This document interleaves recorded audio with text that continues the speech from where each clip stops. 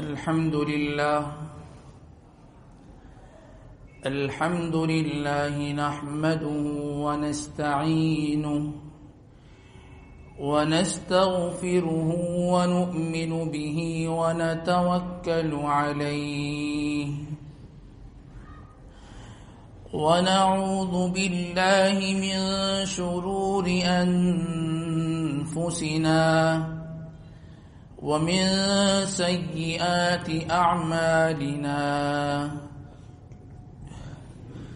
من يهده الله فلا مضل له ومن يضلله فلا هادي له ونشهد أن لا إله إلا الله وحده لا شريك له ونشهد أن سيدنا وشفيعنا وسندنا ومولانا محمدا عبده ورسوله أما بعد فأعوذ بالله من الشيطان الرجيم بسم الله الرحمن الرحيم ما يلفظ من قول إلا لديه رقيب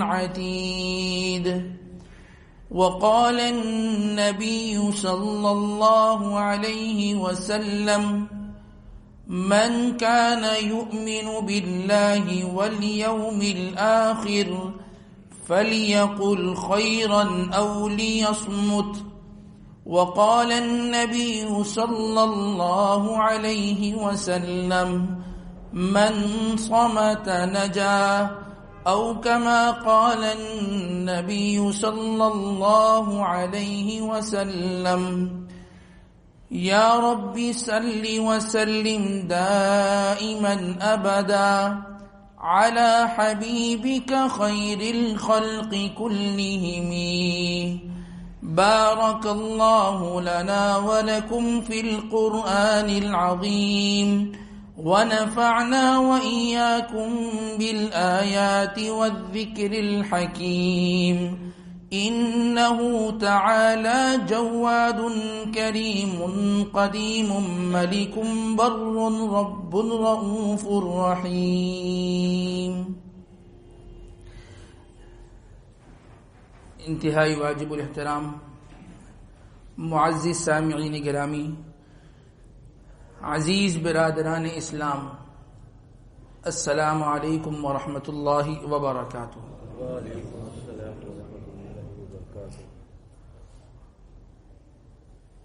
اللہ تبارک و تعالی نے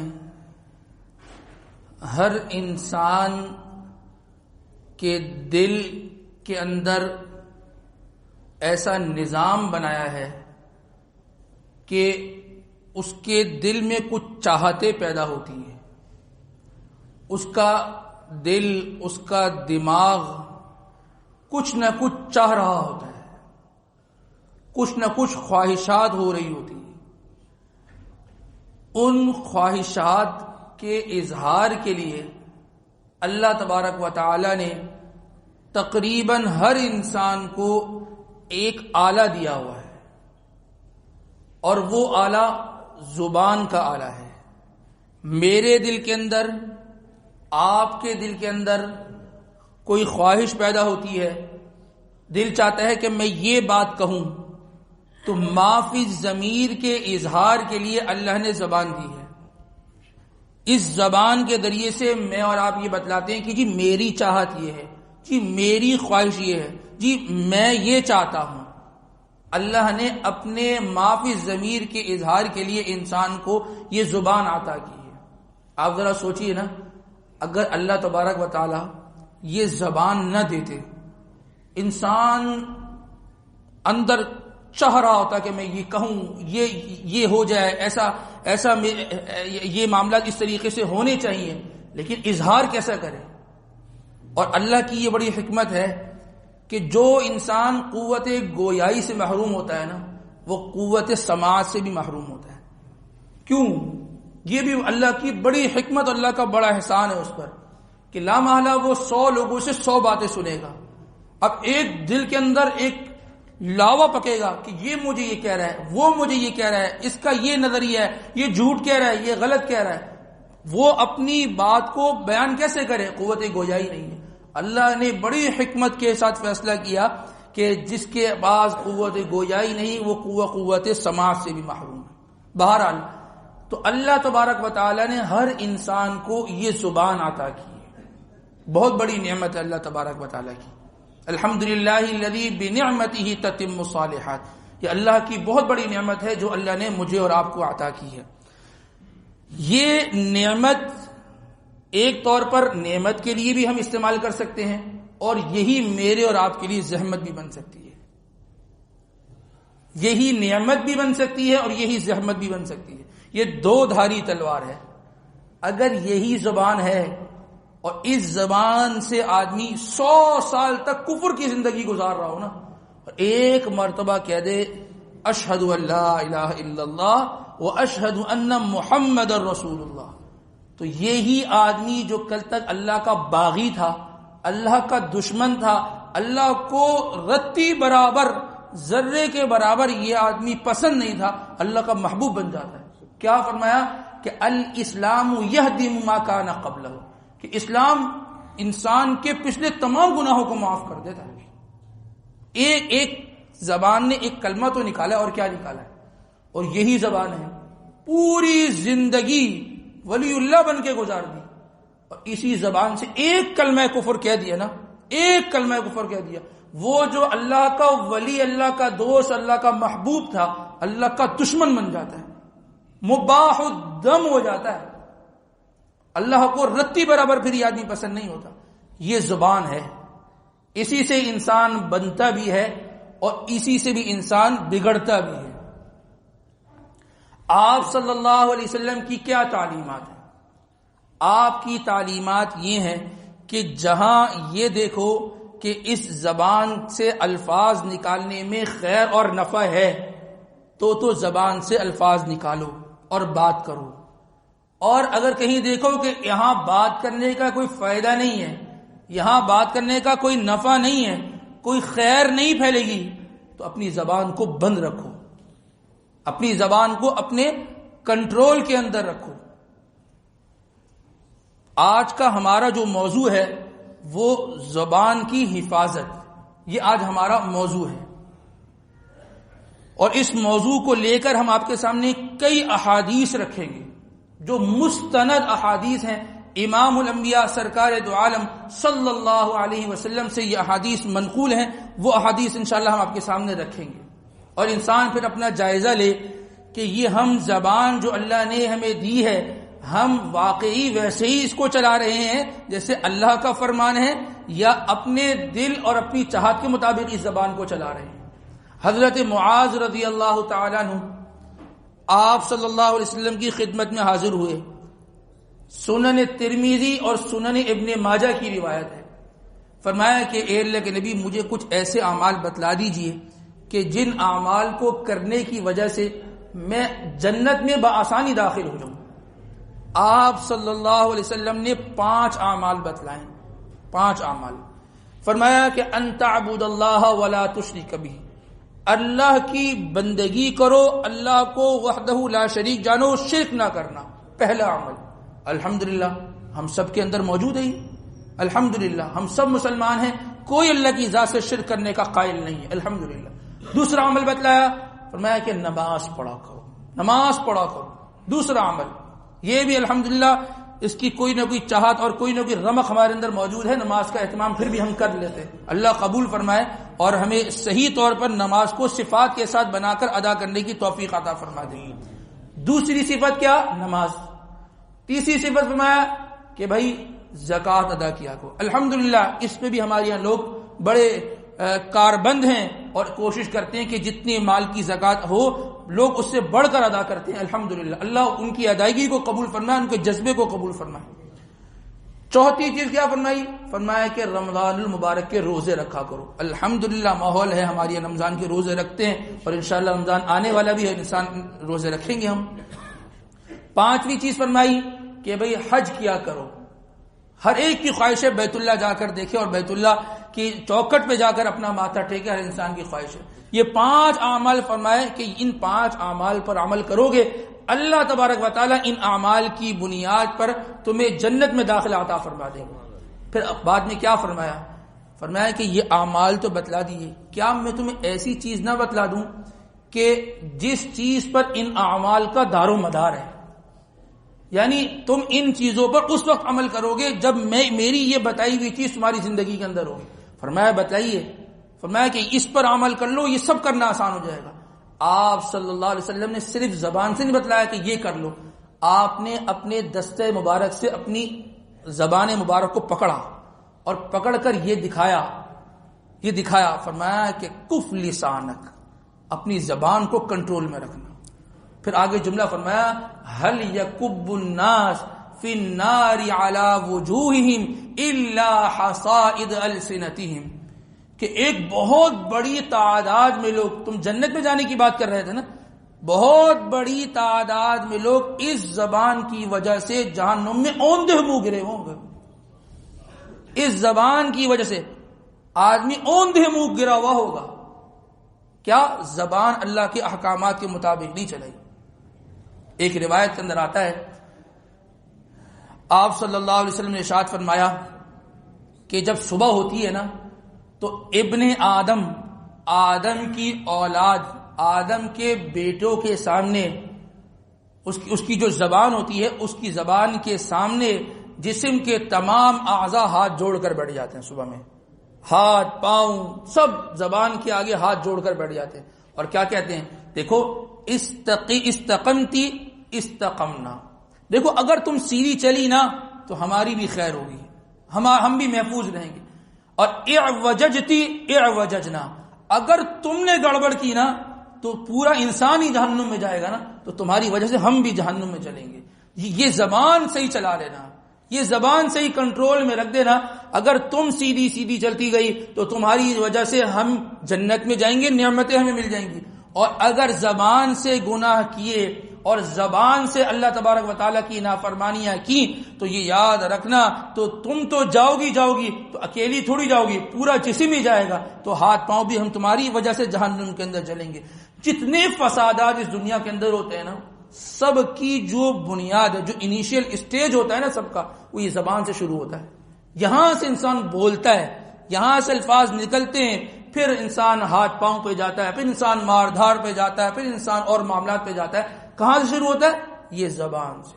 یہ زبان، کیا اس زبان سے غیبت، کیا سب و شتم، کیا ناشکری کے کلمات، اور کیا انسان اللہ معاف کرے گالم گلوچ، انسان کون سے ایسے کلمات ہیں جو اس زبان سے نہیں نکالتا، کون سے کلمات ہیں۔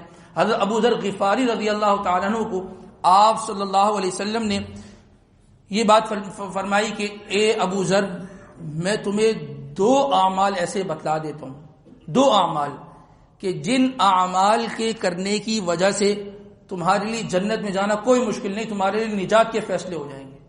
اور پھر ساتھ میں یہ فرمایا کہ یہ 2 اعمال وہ اعمال ہیں جس کے کرنے میں کوئی مشقت بھی نہیں ہے، کوئی مشقت بھی نہیں ہے۔ میں نماز کے لیے اٹھتا ہوں نا، آفس سے آیا تھکا ہوا ہوں، مشقت ہے کہ میں اٹھوں، جاؤں، وضو کروں اور پھر جا کے میں نماز پڑھوں، تب جا کے یہ عبادت ادا ہوگی۔ میں پورا دن کھانے پینے سے اپنے آپ کو روکے رکھوں، گرمی دھوپ برداشت کروں، پیاس کو برداشت کروں، تب جا کے شام کو میری روزے کی عبادت مکمل ہوگی۔ میں خون پسینے کی کمائی کما کر اور اس میں سے کچھ رقم ادا کروں، الگ کر کے غریبوں کو دوں، تب جا کے میری زکوٰۃ کی عبادت ادا ہوگی۔ فرمایا کہ یہ عبادت ایسی 2 عبادتیں ہیں کہ جس کے کرنے میں کوئی مشقت نہیں ہے، ہر بندہ آسانی کے ساتھ کر سکتا ہے۔ تو حضرت ابو ذر غفاری رضی اللہ تعالیٰ نے فرمایا کہ اللہ کے نبی ضرور بتلائیے کہ وہ کون سی عبادت ہے۔ فرمایا طول الصمت، لمبی خاموشی، خاموش رہا۔ اب خاموش رہنے میں کون سی مشقت ہے؟ انسان خاموش رہ سکتا ہے، نہ اس کے لیے کوئی پہاڑ توڑنا پڑے گا، نہ انسان کو کوئی مشقت اٹھانی پڑے گی، کچھ بھی نہیں ہے۔ لمبی خاموشی، خاموش رہا کرو۔ اور دوسرا فرمایا کہ حسن الخلق، ہر ایک سے ملو خندہ پیشانی ہو کے ملو، مسکراتے ہوئے ملو، ہر ایک سے ملو، اچھے اخلاق سے ملو۔ یہ 2 اعمال کر لو تو تمہارے لیے جنت میں جانا کوئی مشکل نہیں، تمہارے لیے نجات کے فیصلے ہی فیصلے ہیں۔ تمہارے لیے نجات کے فیصلے ہیں۔ مولانا رومی رحمۃ اللہ علیہ نے اپنی ایک کتاب کے اندر اس سے متعلق ایک واقعہ لکھا ہے۔ فرمایا کہ ایک نوجوان کسی درس حدیث کے حلقے میں شریک ہوا، استاد محترم کے پاس گیا تو استاد حدیث کا درس دے رہے تھے، تو استاد نے اس حدیث کو بیان کیا۔ فرمایا کہ آپ صلی اللہ علیہ وسلم کا ارشاد ہے من صمت نجا، کہ جو شخص خاموش رہا اس نے نجات پا لی۔ جس نے اپنی زبان کو تالا لگا دیا نا، غیبت سے، برائیوں سے، سب و شتم سے، ناشکری کے کلمات سے، کسی کی پگڑی اچھالنے سے، کسی کی عزت اچھالنے سے اس کی زبان محفوظ رہی، تو فرمایا کہ من صمت نجا، جو خاموش رہا اس نے نجات پا لی۔ اب اس طالب علم نے اس حدیث کو سن لیا، اور وہ کسی بادشاہ کا بیٹا تھا۔ جب گھر گیا تو گھر میں بڑی خاموشی، کوئی بات ہی نہ کرے۔ تو بادشاہ پریشان کہ اللہ خیر کرے کہ بھئی کیا ہو گیا، خاموشی خاموش ہے، میرا بیٹا تو آج کچھ بولتا ہی نہیں، شہزادہ آج خاموش ہے، بھئی کچھ بولتا ہی نہیں ہے۔ تو ہمارے یہاں بھی لوگ جو ہے نا، وہ جب خاموش ہو جائے نا کوئی بچہ یا گھر کا کوئی فرد، گھر والے پریشان ہو جاتے ہیں، اللہ خیر کرے بھی کسی سے لڑ کے آئے ہو، کوئی جھگڑ کے آئے ہو، کوئی معاملہ ہو گیا، بڑے خاموش ہو، ورنہ خاموشی ہمارے مزاج میں ہے ہی نہیں۔ تو بڑے پریشان ہوا بادشاہ کہ بھئی کیا ہو گیا، اطباء کو بلایا، سب کہنے لگے کہ بھئی کوئی ایسا مسئلہ نظر تو نہیں آ رہا۔ ایک طبیب نے ایک مشورہ دیا، یہ مشورہ دیا کہ آپ اپنے اس شہزادے کو کسی ایک بندے کے ساتھ روزانہ شام کو سیر پر بھیجا کریں، انشاءاللہ اس سے افاقہ ہوگا۔ شام ہوئی اور بندہ آتا اور شہزادے کو سیر پہ لے جاتا۔ 2-3 دن کے بعد ایسا واقعہ ہوا کہ شہزادہ اس بندے کے ساتھ سیر پہ جا رہا تھا، تو اس نے یہ دیکھا کہ ایک شکاری جو پرندوں کا شکار کرتا تھا، وہ کوئی پرندے کو ڈھونڈ رہا تھا کہ مجھے مل جائے میں اس کا شکار کر لوں۔ تو ایک بہت بڑا درخت جس کے اندر بہت زیادہ شاخیں اور بہت زیادہ پتے تھے، تو اس میں اس شکاری نے شکار کو تلاش کیا لیکن نظر نہیں آیا۔ تو جب وہ شکاری تھوڑا سا آگے گیا تو پیچھے سے فاختہ جو اس درخت پہ بیٹھی تھی اور چھپی ہوئی تھی وہ بول پڑی۔ شکاری پیچھے مڑا اور شکاری نے ڈھونڈا، فاختہ نظر آ گئی۔ اس نے اس کو نشانہ لیا اور وہ فاختہ نیچے گری اور پھڑپھڑاتی ہوئی، اور اس نے اس کو ذبح کیا اور اپنے پاس لے گیا۔ تو اس شہزادے کی زبان سے بے ساختہ یہ نکلا صدقت یا رسول اللہ صلی اللہ علیہ وسلم، اے اللہ کے نبی آپ نے سچ فرمایا، من صمت نجا، جو خاموش رہا وہ نجات پا گیا۔ لیکن یہ خاموش نہیں رہی تو آج پھنس گئی۔ جب شام کو بادشاہ سے ملاقات ہوئی اس بندے کی، کہا کہ ہاں بھی شہزادے کو لے کر گئے تھے؟ جی ہاں لے کر گیا تھا۔ تو بھئی آج کیا ہوا؟ آج تو عجیب واقعہ ہوا، تو شہزادہ تو بول پڑا، آج تو اس کی زبان کھل گئی۔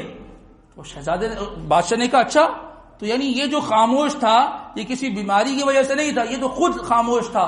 تو بادشاہ نے حکم دیا کہ اس کی ذرا جا کے پٹائی لگاؤ کہ یہ کیوں ہمیں اتنے دن تک پریشان کرتا رہا، کیوں خاموش تھا۔ تو جب شہزادے کی پٹائی لگنا شروع ہوئی تو شہزادے نے بھی یہ کہا صدقت یا رسول اللہ، اے اللہ کے نبی آپ نے سچ فرمایا تھا، من صمت نجا، جو خاموش رہا وہ نجات پا گیا۔ ادھر فاختہ بولی وہ پھنسی، ادھر میں بولا میں پٹا۔ تو خاموش رہنے میں نجات ہے، خاموش رہنے میں نجات ہے۔ عربی کا ایک شعر ہے، جرحات السنان لها التیام ولا یلتام ما جرح اللسان، کہ زبان سے جو انسان کو چوٹ اور زخم لگتا ہے نا تو وہ زخم بمشکل ٹھیک ہوتا ہے، تلوار سے لگا وہ جو زخم ہوتا ہے نا وہ پھر بھی ٹھیک ہو جاتا ہے، مرم پٹی کرتے ہیں، ہفتہ ڈیڑھ ہفتہ مہینے میں وہ زخم ٹھیک ہو جاتا ہے۔ لیکن جو زخم زبان سے اور الفاظوں کے تیروں سے لگتا ہے نا وہ انسان سے 100 سال تک زندہ رہتا ہے۔ انسان بھول بھی جاتا ہے لیکن جب وہ شخص سامنے آتا ہے نا یاد آ جاتا ہے، جی ہاں فلاں موقع پہ آپ نے مجھے فلاں طنز مارا تھا، فلاں جملہ مارا تھا، وہ جملہ ابھی تک میرے دل کے اندر زندہ ہے، وہ زخم ابھی تک میں اس کا درد محسوس کرتا ہوں۔ ایک جملہ انسان کہتا ہے، ایک جملہ، وہ کہتے ہیں نا کہ میں تو ایک جملہ کہہ کے آ گیا ہوں، بس وہ سمجھ گیا ہے، وہ جملہ آپ نے جو کہا ہے وہ اس کے سینے تک پہنچ گیا، اس کے دل کو چیر کر رکھ دیا آپ کے ایک جملے نے، ایک جملے نے۔ اسی لیے اللہ کے نبی نے فرمایا کہ من یضمن لی ما بین لحییہ وما بین رجلیہ اضمن له الجنہ. فرمایا کہ جو شخص مجھے 2 چیزوں کی ضمانت دے دینا میں جنت کی ضمانت دے دیتا ہوں، میں جنت کی ضمانت دے دیتا ہوں. فرمایا کہ ایک چیز کیا ہے؟ وہ چیز جو 2 تمہارے رانوں کے درمیان میں ہے، یعنی شرمگاہ. اپنی شرمگاہ کو غلط جگہ استعمال مت کرنا. میں تمہیں جنت کی ضمانت دیتا ہوں، جنت تمہیں ملے گی. اور الحمدللہ ہماری یہاں اور گناہ ہو اس میں الحمدللہ ہماری یہاں 99% لوگ الحمدللہ پاک دامن ہے الحمدللہ. دوسری چیز کیا ہے؟ فرمایا کہ جو تمہارے 2 جبڑوں کے درمیان ہے، جو تمہاری زبان ہے، فرمایا اس کی ضمانت مجھے دے دو کہ اس سے کوئی ایسا کلمہ نہیں نکلے گا کہ جس سے اللہ تبارک و تعالی ناراض ہوں گے اور جس سے اللہ کی نافرمانیاں ہوں گی. ایسا جملہ تمہاری زبان سے نہیں نکلے گا. تو یہ 2 اعمال کر لو، اس کی ضمانت مجھے دے دو، میں تمہیں جنت کی ضمانت دے دیتا ہوں.